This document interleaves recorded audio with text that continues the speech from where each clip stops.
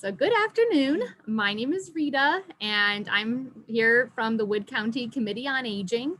And I am very excited to have one of my favorite speakers on here, Mike McMaster, and he is the education coordinator for the Wood County Museum. Now, he has been doing monthly talks with us, and you're more than welcome to go on our YouTube channel, WCCOA, and you can find all of his previous lectures with us.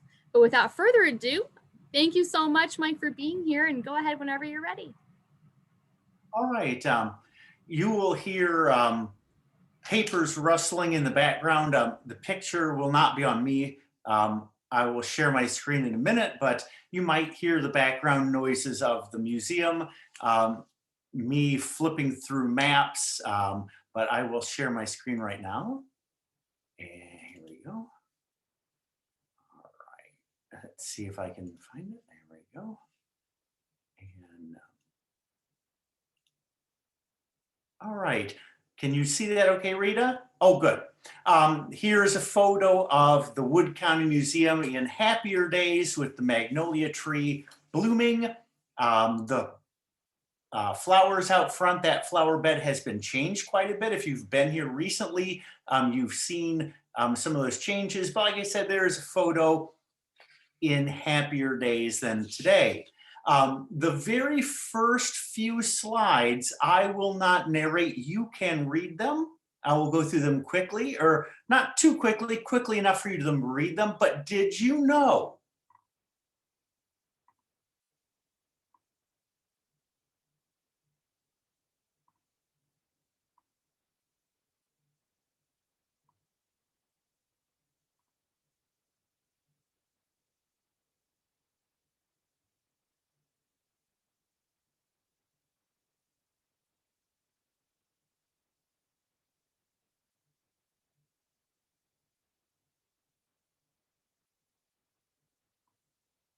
and that location, if you could read those okay, is on Digby Road. The title of this program is The Ghosts of Digby. We are not talking about ghosts and hauntings. We are talking about things that are long forgotten, ghost towns, long forgotten towns, ghost railroad, long forgotten railroad that ran through Wood County, and of course, the ghost road that the only remnant is Digby Road. Now, on December 1837, John Dubbs petitioned Wood County for a road to be built from his property in Section 1 of Jackson Township to the State Road from Perrysburg to Findlay. The State Road from Perrysburg to Findlay is State Route 25 today. Interesting thing about John Dubbs, he was the first settler in Jackson Township, and when they had the meeting to form Jackson Township, it was at his cabin in Section 1. He and his family, the very first year they lived in Section 1, lived in the wigwams that were abandoned by the Ottawa, the Native Americans who lived there. He used one for his family and one for his animals. Now, the road from John Dubbs Section 1 in Jackson Township to State Road, what we know as State Route 25, was certified by Hiram Davis on January 3rd, 1838. And Hiram Davis reported there was exactly 8 miles and 62 1/1500 chains long. It was officially named number 58, the county road from John Dubbs to State Road. It was not Digby Road at that time. Hiram Davis was a pioneering surveyor in Wood County, and he might have been the go-to person for southern Wood County, because at about that same time, he surveyed what is a ghost town today of Woodbury, Ohio. And if you've ever heard my Woodbury talk, He surveyed that town.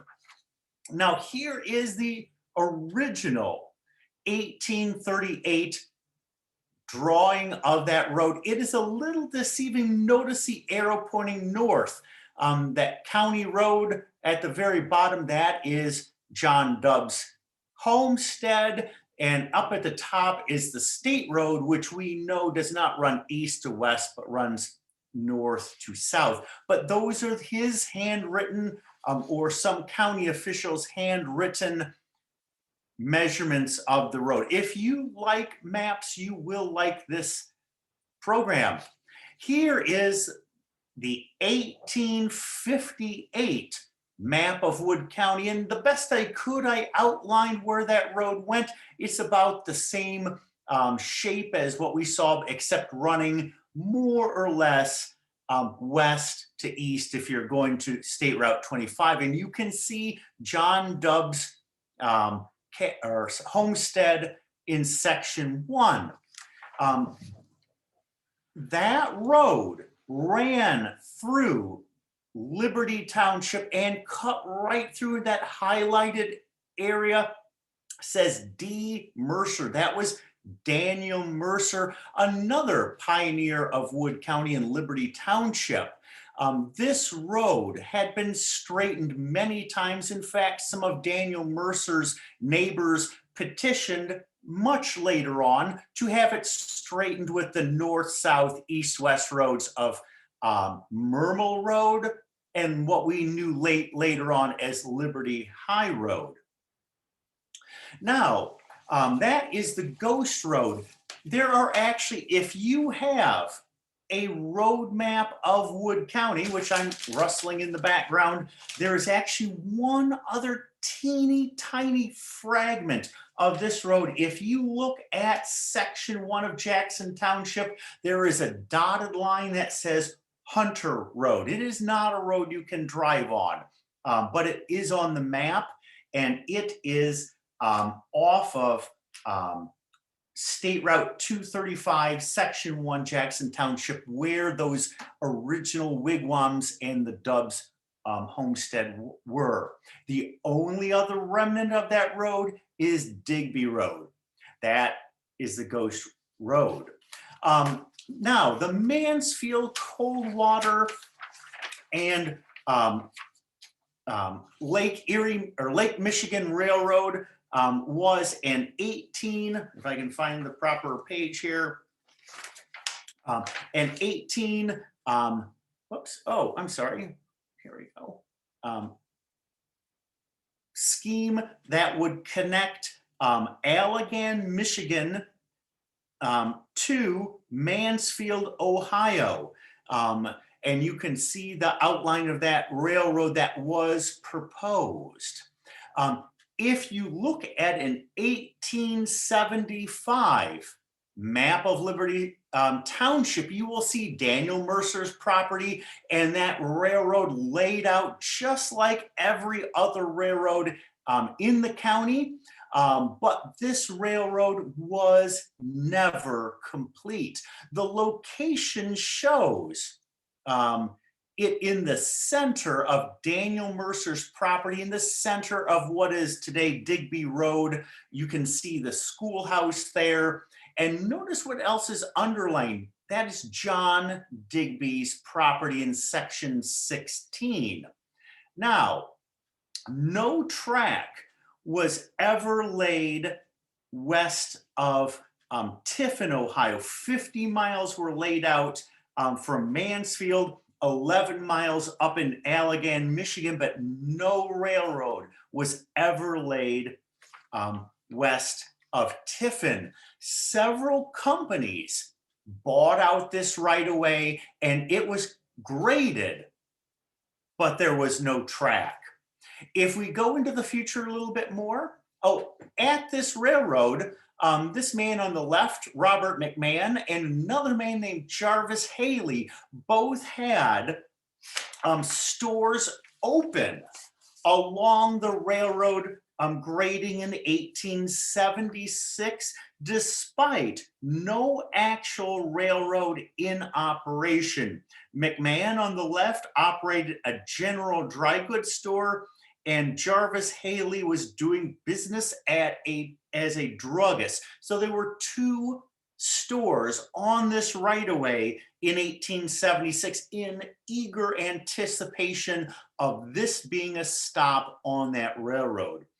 Interesting to note about Robert McMahan, he was at the time of this photograph taken the treasurer-elect of Wood County, and he was also described as the heaviest man in Wood County, weighing over 400 pounds. Now, they even gave a name to these two stores on 9 December 1875 in the Sentinel. There was a writer from this location, and he or she wrote Danville. Where is Danville? Wood County was the headline. And you can see the new drugstore that was Jarvis Haley's drugstore.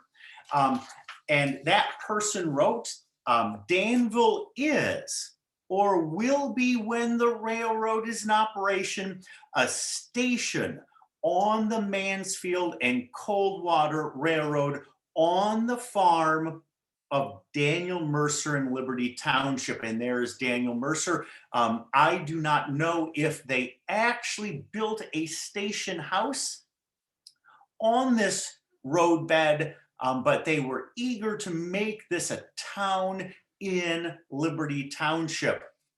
For several years, a person in this location wrote updates of Danville, the Jarvis drugstore, McMahon's general dry goods store, things about Daniel Mercer, things about the nearby church, in boosting this as a new town in Wood County.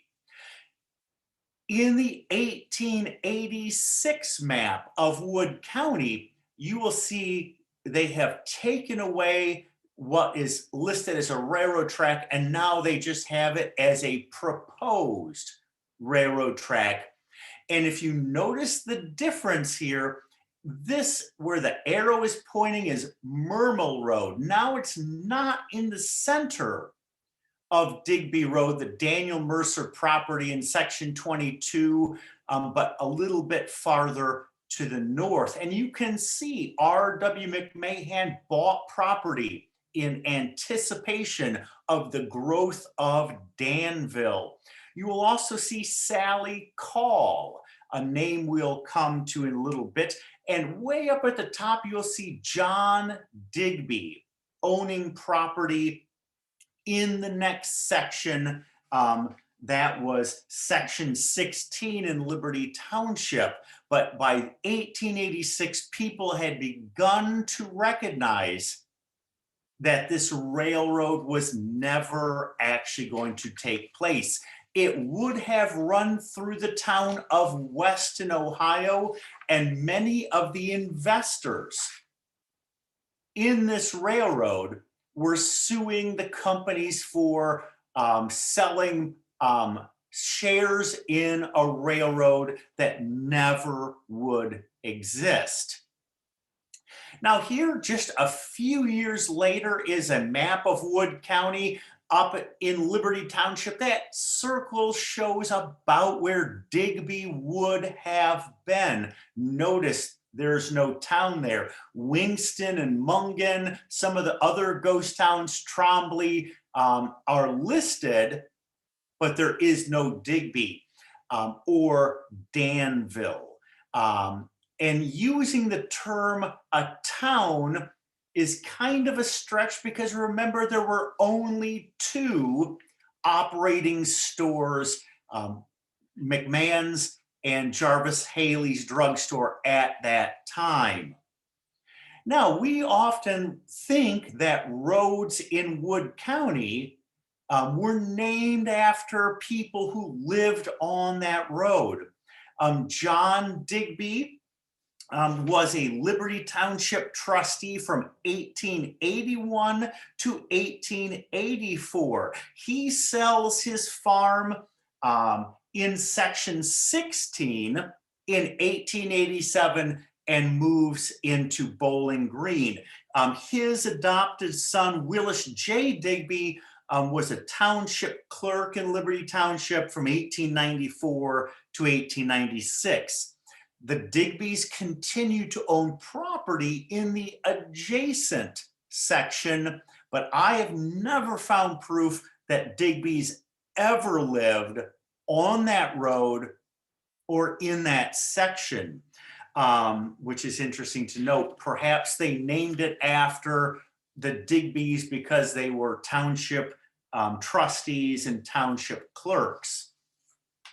By 1888, that highlighted area is an oil map of Wood County. The arrow at the top left shows Elsie Digby, Digby up in section 16, still owning the family property of 80 acres.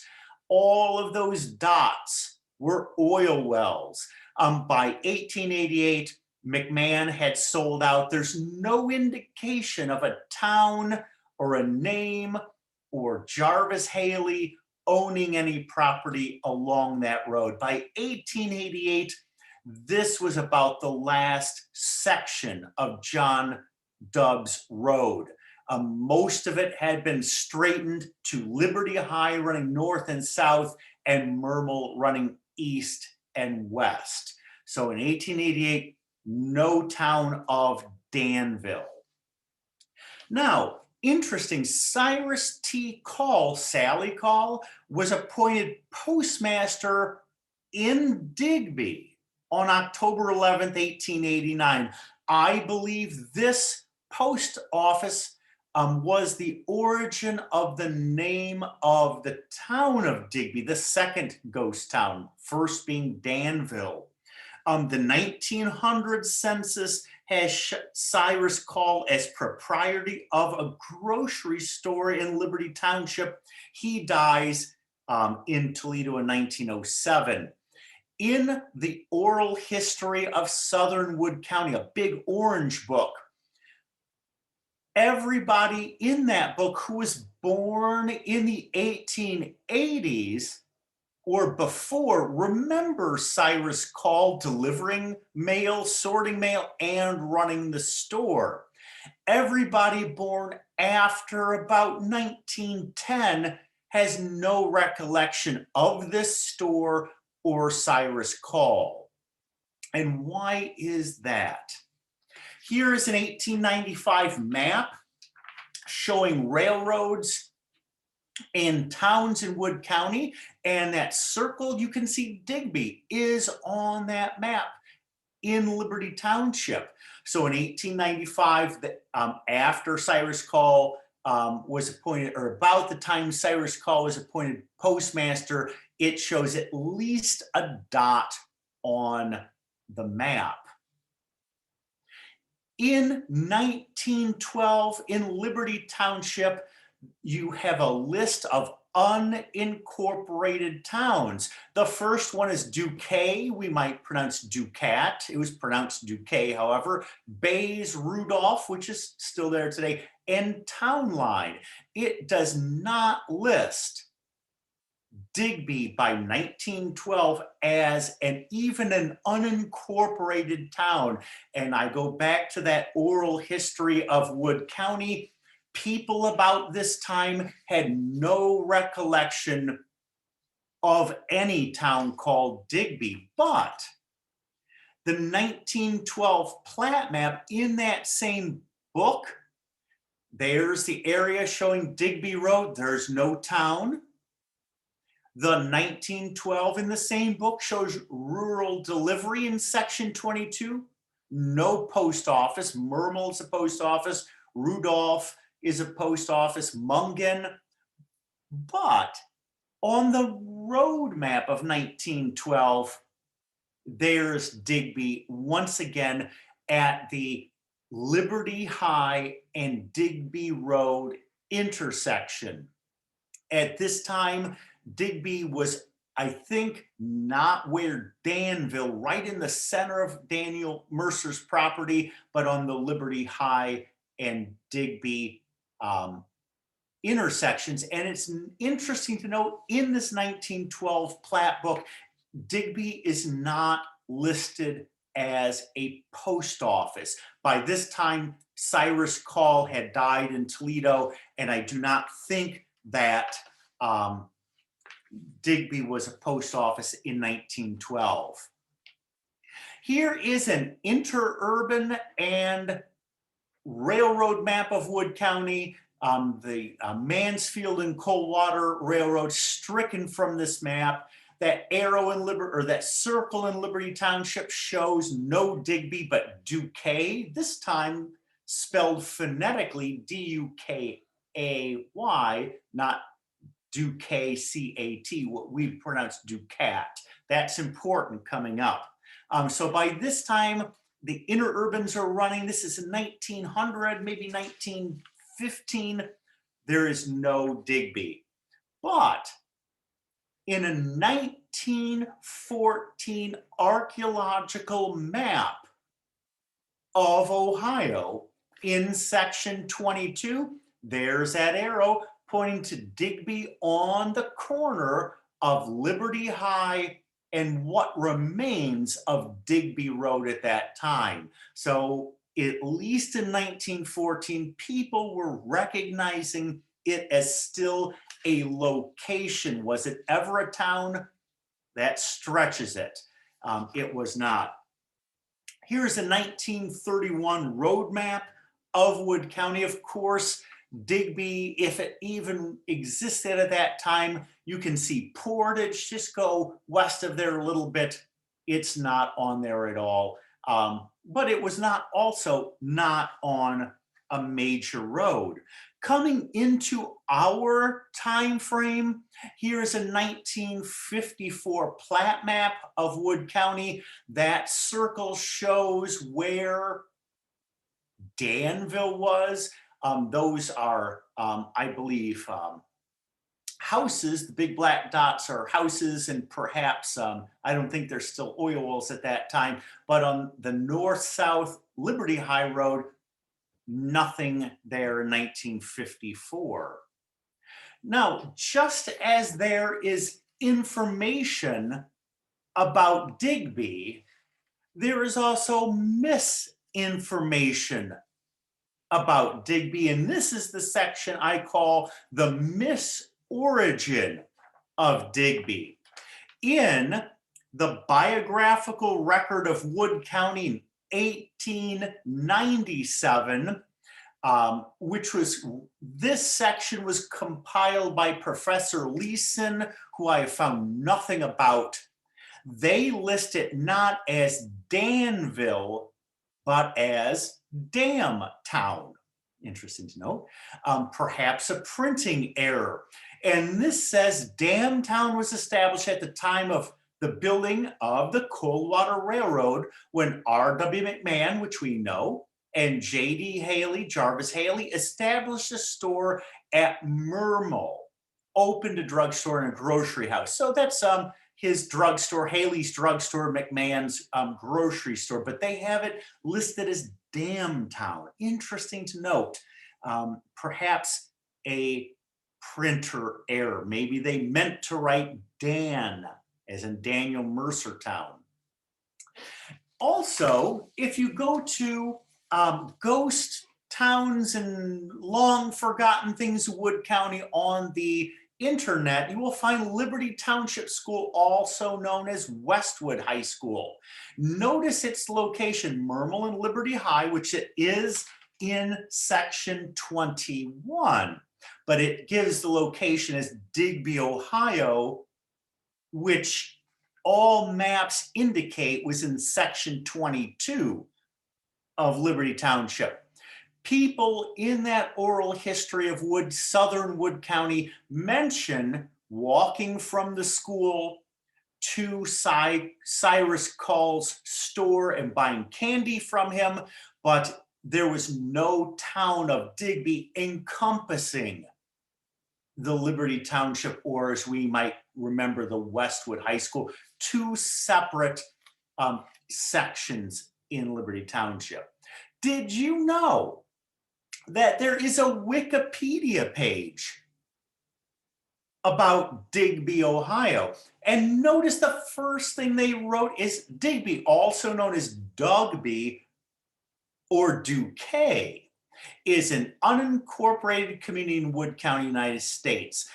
In that 1912 plat book of Liberty Township, Digby is never listed as an unincorporated town. So now whoever posted this on Wikipedia says it is. Now, what references? Look at the bottom under notes. Geographic Name Information System of the United States Geological Survey, and also the Wood County 1912. Here is 2012 Planning Division of the state. Notice Digby Road on Liberty High in Myrtle, which jives with some of the maps showing Digby, at least, on the intersection of Digby Road and Liberty High. So in 2012, they still list it, but nothing was there at the time.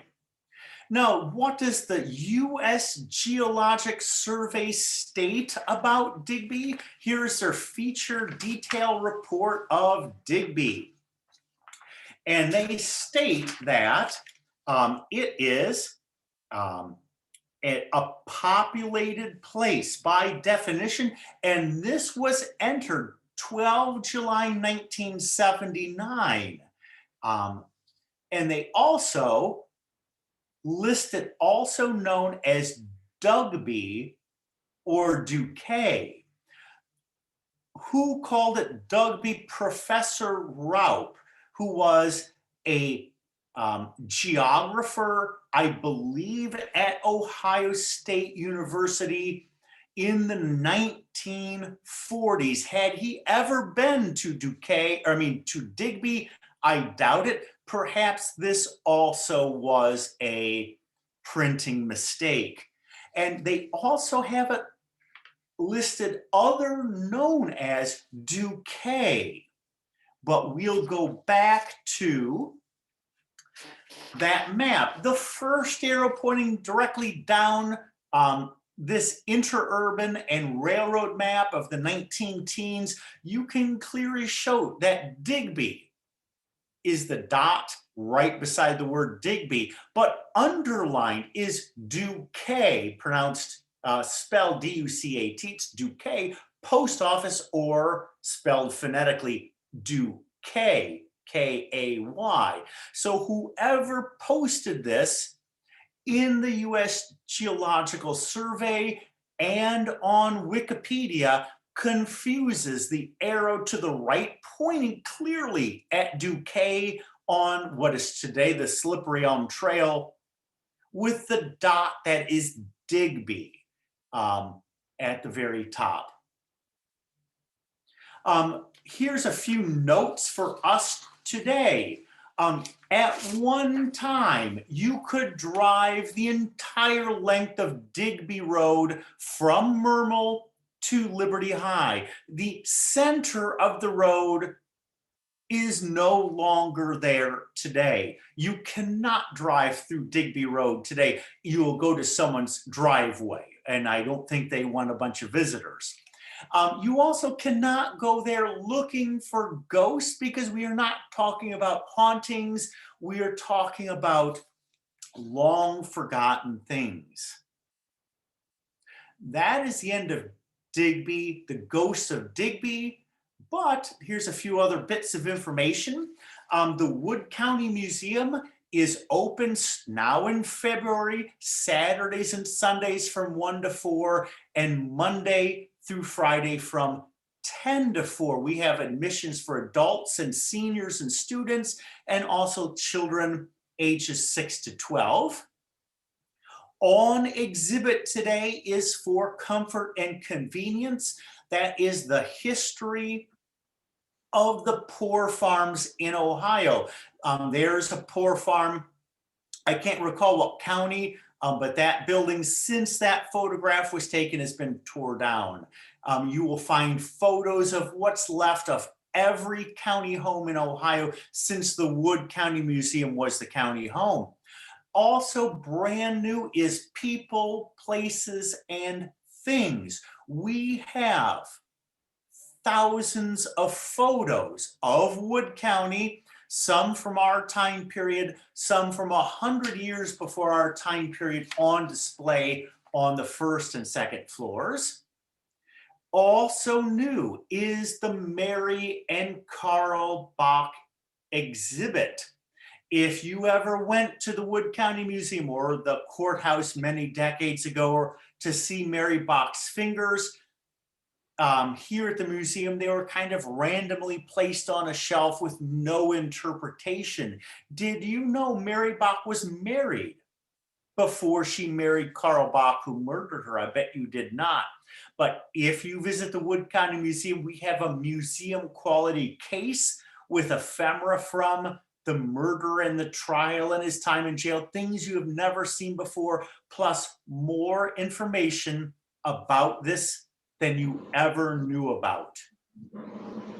If you want to read my historical posts every Friday, you can go to our Facebook posts. I post every Friday. Our Facebook page is always updated. And if you remember how steep the stairs are at the old county home, which is the museum, you can now park behind the building and enter on the ground floor in the large elevator to the first and second floors, and then exit the building. You do not need to use the old, outdated handicap ramp anymore. You can easily park out back, push the button, a very short walk into the building. That is the last slide I have, and if I can figure out how to stop, here we go, stop sharing my screen. I hope you learned all you know now about the ghosts of Digby Road, the ghost road, the ghost railroad, the ghost town of Danville, and the ghost town of Digby, none of which are there today. And I hope I didn't bore you. If you have any questions, like I said, feel free to answer if I can hear you well enough. Yeah, I'm going to prompt everybody to unmute yourselves if you wish. You're more than welcome to. You can ask a question here or add any comments. Thank you, Mike. Oh, you're very welcome. This program was part of a Facebook series that I posted every Friday while we're here on our Facebook page in a 5-part series, which I've turned into a program. The new series that I just started Friday is about the 300-year-old oak tree in the front of the museum that started its life in about the year 1720. That will be a long series about the history of this area by the way of the life of this tree. So stay tuned on Facebook, and hopefully I can make this into a program as well. That's very cool, Mike. Thank you. You're welcome.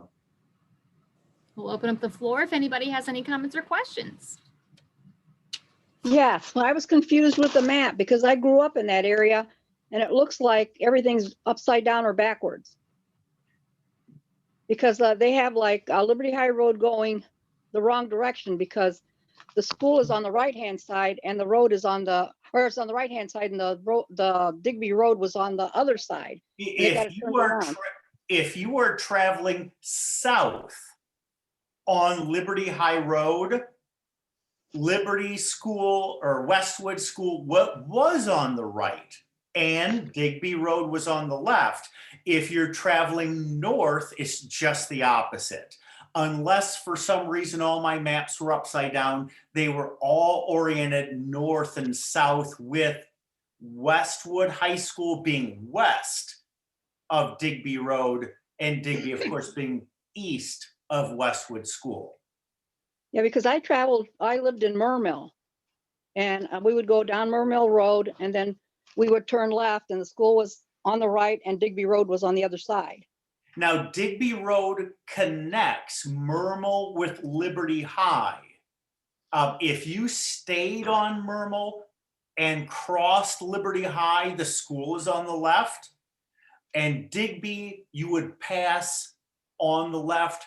But also, if you went south on Liberty High, you would also see Digby again. It's a little arc connecting Yeah, those 'cause two it roads. connects because my sister-in-law ran away from school and she went down Digby to Mitchell. Yes. Left school and just went towards Rudolph then. Yeah. Yeah, because everything looked backward on your map. It's like Winston Road looked backward. I lived there too, so I Yeah, know that area really well. Yeah, all my maps were oriented north and south and east and west. When your sister would have run away from that school, Digby, she would have passed on Mermill Road. If she would have gone to Rudolph, she would not have had to take it because the only tiny piece that would have been left connected Mermill to Liberty High as a little arc that was completely bypassed by Liberty High and Mermill roads.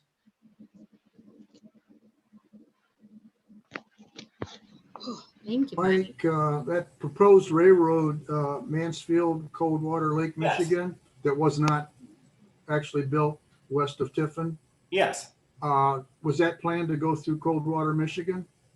What is now Yeah, Coldwater, Michigan? it was set to go to Allegan and points east to Mansfield. I don't have the whole thing memorized, but perhaps. Uh-huh. But it was made from Mansfield to Allegan near Lake Michigan, very near Lake Michigan. But I do assume it went through Coldwater. The people in Weston, Ohio, who bought shares because it also was supposed to go through Weston, sued the company out of existence. Hmm.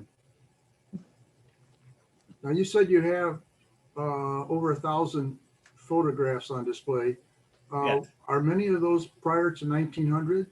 Are they- Some are from your time.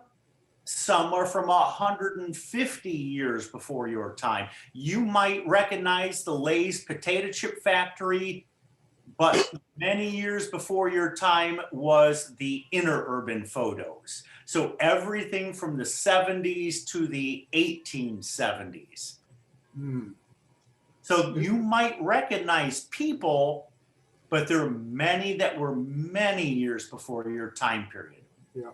And are most of the photographs they have the years they were taken?